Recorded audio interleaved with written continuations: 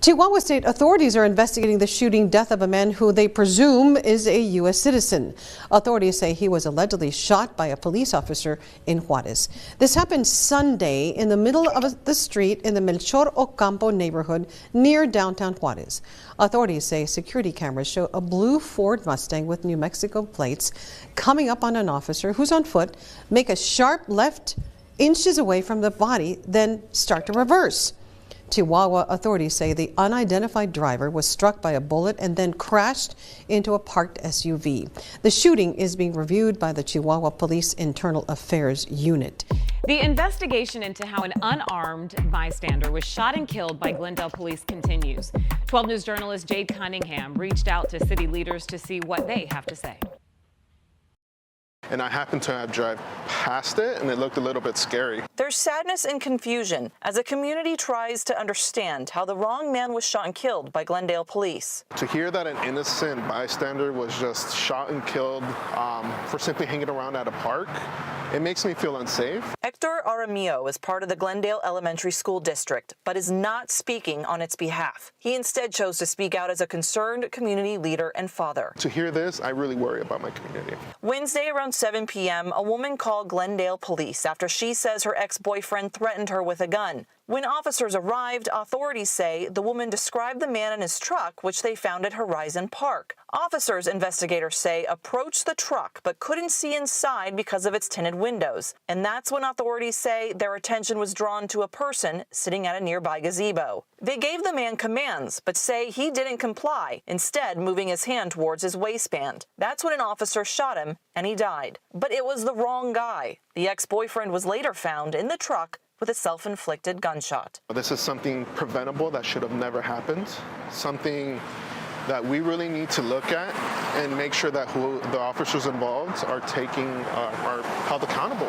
The man shot and killed by police was identified by family as 46-year-old Dylan Seebeck. 12 News reached out to Glendale City Council members and mayor for comment. They either ignored or denied our request. Senator-elect Annalise Ortiz releasing a statement calling for full transparency in the investigation, that body cam footage should be released to the public, as well as a detailed explanation of what's next in the officer's disciplinary process. I spoke with Dylan's brother who lives out of state. He says he is at a complete loss and doesn't understand how something like this could even happen. Peoria police again taking over this case. They say the investigation is still ongoing. Good morning. Welcome to the Bad Apple Report. It's 7:30 a.m. bright and early right here at home on the range. Thank you so much for being here today, folks. I really appreciate it. We're going to start our day out looking at this cop who's really gotten himself in a lot of trouble with an officer-involved shooting. In fact, his bond is set at $200,000 for this ex-Florence County deputy charged in deadly officer-involved shooting. That's right, Florence County, South Carolina.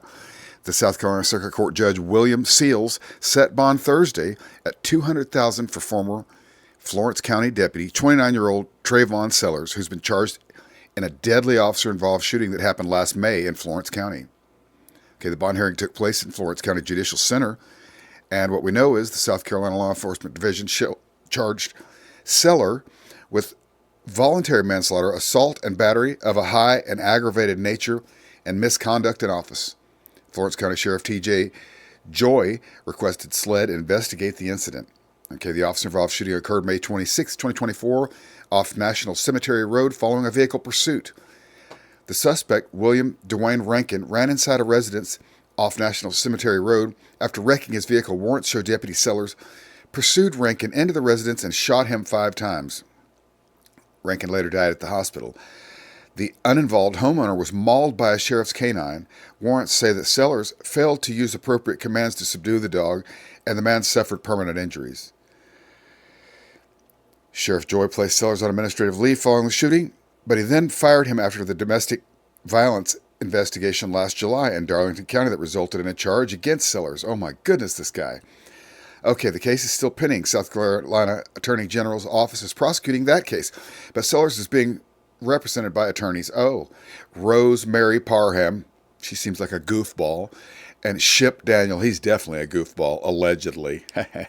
Parham said during a prior hearing that she believes Sellers' actions were justified and that Rankin tried to reach for Sellers' gun. See, she's a nut, allegedly. Sellers' bond also requires GPS monitoring and house arrest. Well, that means he's able to watch the Bad Apple Report this morning, and we can see what a knucklehead he is. All right? Thank you so much for being here today, folks, including you, Sellers. Now on with the show. Breaking news right now. This is a live look at a very active scene in Pineville. Police are outside the restaurant Tavern 51. You see them there. Investigators tell Queen City News they shot and killed someone this afternoon outside the bar. That's on Pineville Matthews Road. The chief says the shooting occurred in the parking lot. Investigators say the unnamed suspect made threats at the park, and they have not confirmed if the suspect had a weapon on them.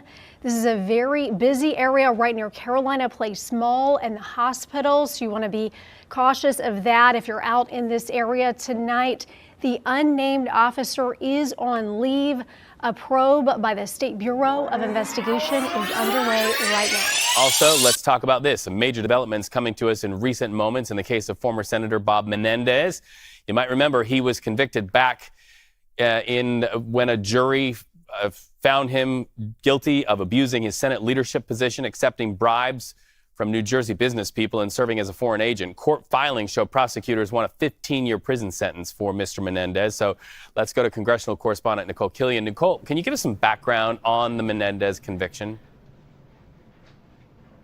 Well, again, as you may recall, over the summer, the former New Jersey senator was convicted on federal corruption charges, some 16 charges in total for allegedly accepting bribes. You'll recall that the feds found these gold bars at his home, that the prosecutors alleged that, of course, there were other gifts that were given to the senator, including luxury vehicles, among other things, in addition to cash. And so consequently, as I said, he was convicted on all counts, along with 3 of his business partners. But that being said, of course, now he is expected to be sentenced later this month. And so in the run-up to that, we have seen federal prosecutors now call for a minimum of 15 years for what they believe are very grave crimes that were committed. However, Menendez and his attorneys have previously argued for a more lenient sentence, saying that anything over 12 years would be tantamount to a death sentence for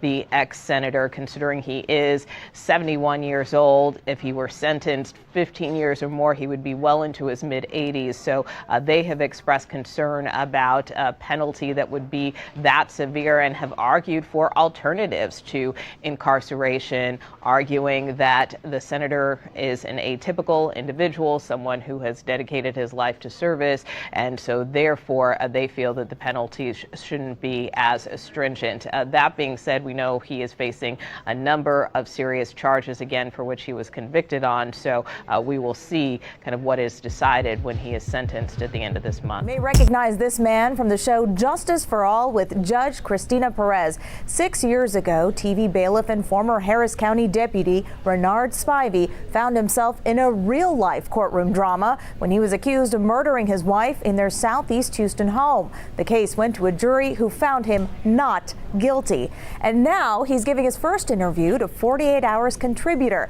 Natalie Morales, who's joining us now. And Natalie, Spivey said he and his wife were fighting over a gun and that he accidentally shot her. Why were they fighting, and what did he tell investigators? Well, Renard Spivey told investigators on that night there had been trouble in the marriage. Both sides, family members and friends on both sides said there had been tension building in their marriage. But Spivey said on that night he suspected Patricia was on her phone, hiding something from him on her phone. So when she went to bed that night, he took her phone, went into the closet. He said that's when she must have grabbed his gun off the nightstand. He was as a sheriff's deputy there outside the Houston area. And he said she grabbed the gun, confronted him in the closet. And then when he saw that, he immediately went into action, tried to grab the gun from her. And that's when the gun accidentally went off, shooting himself first and then subsequently shooting him. Or shooting her. Mm-hmm. And then, investigators say they did doubt Spivey's claims. They couldn't understand how he could accidentally shoot someone multiple times, as you mentioned. Tell us more about that. Right, and that's what the jurors would have to decide, was this accidental or not? The medical examiner couldn't determine in the autopsy whether it was 2 shots or 3 shots that actually killed Patricia. But prosecutors say even if it was 2 shots, that it still didn't fit with it being an accident. But the defense argued, again, it comes down to this being a service weapon. This was, a sheriff's deputy. It's a semi-automatic weapon. It's fully charged at all times. It was on his nightstand, and it doesn't have a safety mechanism. So if a finger is on a trigger and once it's pulled, it can continue to fire and recharge automatically. And Natalie, there were security cameras in the house. How important were those to this case? Yes, the security footage really gave, both sides a view, a window into their relationship and what might have happened on that night as the tensions were building. It also gives you a pretty exact timeline of when it happened because you can hear the gunshots going off. But then also you hear other things that both sides use to argue their case. At one point, even Patricia's, you could overhear her saying it's the same thing over and over again, as if she sounded like she was upset with Renard. So, the prosecution making the case that perhaps Renard was the one coming after her when she said that. The defense saying, though, that Patricia's anger was reaching a boiling point on that night. Well, the local ties here in the Houston area have a lot of people very interested to hear what he says. Ladies and gentlemen, we have the losinest, abusingest, knuckleheaded cop you've ever seen come out of Belvedere Police Department. Perhaps. Actually, they probably all are just like this guy. Off-duty Belvedere police officer charged with sexual assault and abuse.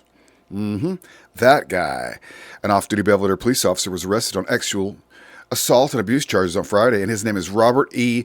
Kozlowski, age 52. He turned himself into Illinois State Police. Oh, Kozlowski, you knucklehead. On March 19th, Belvedere police received a complaint that a woman was actually assaulted by Kozlowski while he was off-duty. Okay.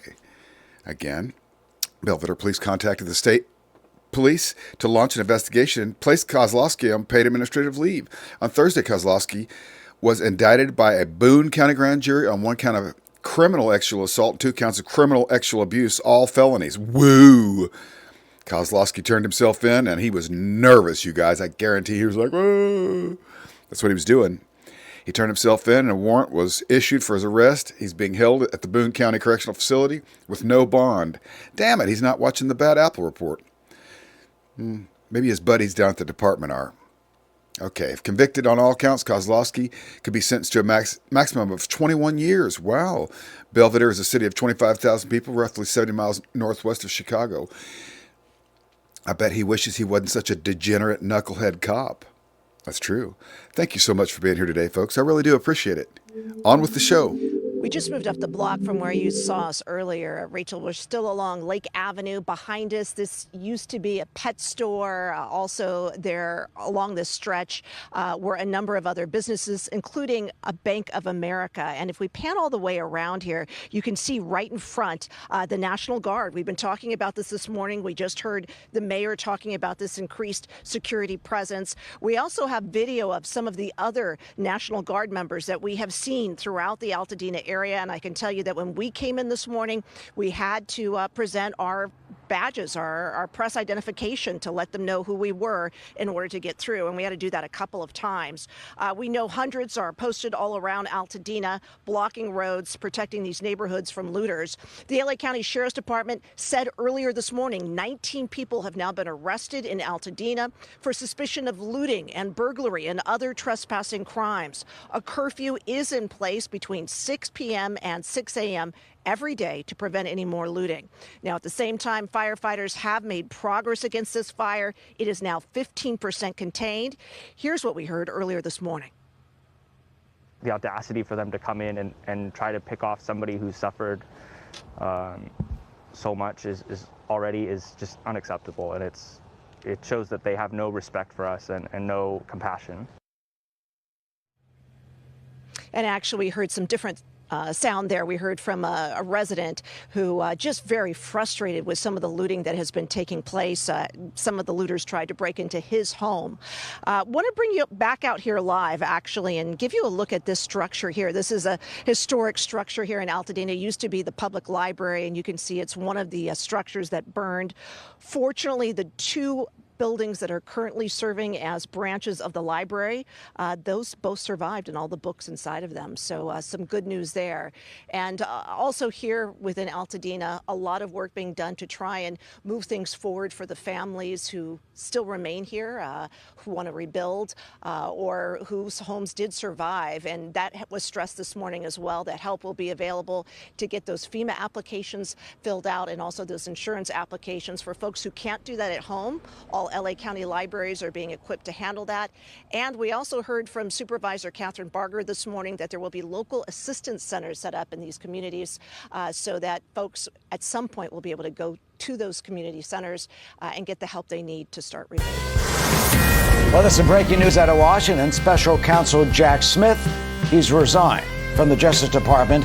That resignation effective yesterday. Smith announced his exit in a court filing that was made public today. But you know, the move is not a surprise. Smith was expected to leave the department by January 20th when President-elect Trump takes office. It is, though, still unclear at this hour when the first volume of Smith's report on the January 6th attack will be released. Volume 2 on the Florida documents case, we're told that will not be released because that is still an active prosecution. Thank you so much for being here this morning, folks. I really appreciate it. I know it's been a lot to take in 2 bad apple reports a day for the last few days. But as you know, we've been overwhelmed with bad apples. But I think we've seen the light at the end of the tunnel, and it's going to smooth out, and we can just get back to our 1 show a day thing. But anyways, I really appreciate you guys. I had one guy in the comment section say, hey, you have big bags under your eyes. You need to take a break. I'm like, dude, that's my look. Okay, that's what I'm going for. Anyways, fact is, you guys, I can handle it. I have to be here every day, but you don't. And I really appreciate you. I don't want you guys to wear your brains out on these bad apples. So if you need to take a break, I understand completely. But I love to see you, those of you that are here every day. And if you're not here, I'm just thinking you need to take a break. And I get it. No big deal. I appreciate you all so very much. I'm going to whip up another batch of bad apples for you. Maybe tonight, maybe tomorrow morning. I really appreciate you. Thank you so much. We'll see you here soon. Have a great day.